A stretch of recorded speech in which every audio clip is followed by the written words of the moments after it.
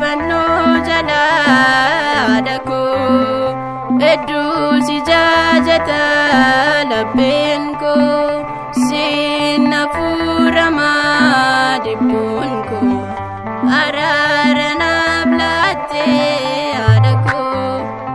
wadaa fannoo jalaa dhaqoo hedduu si jaajata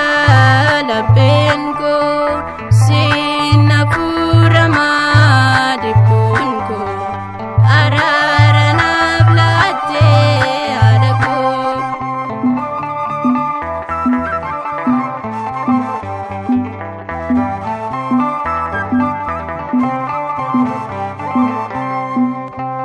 Tuffatamee ture jireenyi koo milkaa'ina dhabee karoorri koo araarsummaa keessiif naaf dhiyeessee jireenya mana keef na milkeessee wadaa fannoo jalaa dhaqoo hedduu si jaajata lapheen koo siin hafuuramaa dhibbuun koo araara naaf laattee haadha koo.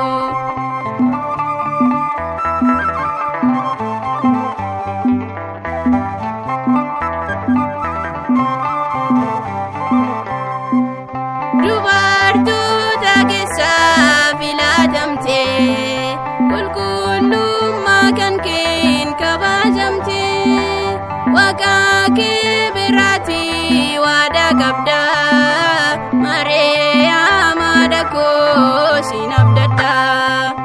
wadaa fannoo jalaa dhaqoo hedduu si jaajata lapheen koo siin hafuuramaa dhibbuun koo araara naaf laattee haadha koo.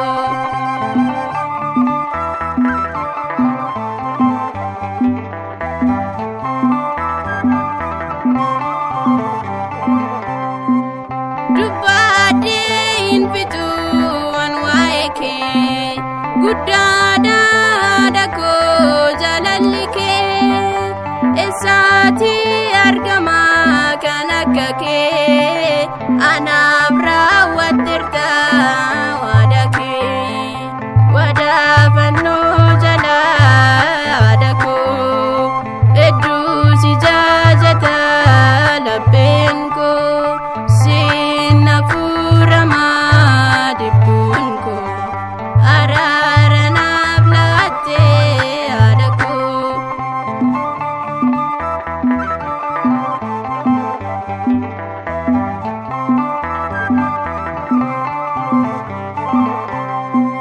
Mirga ilma keetiin ni dhaabbatta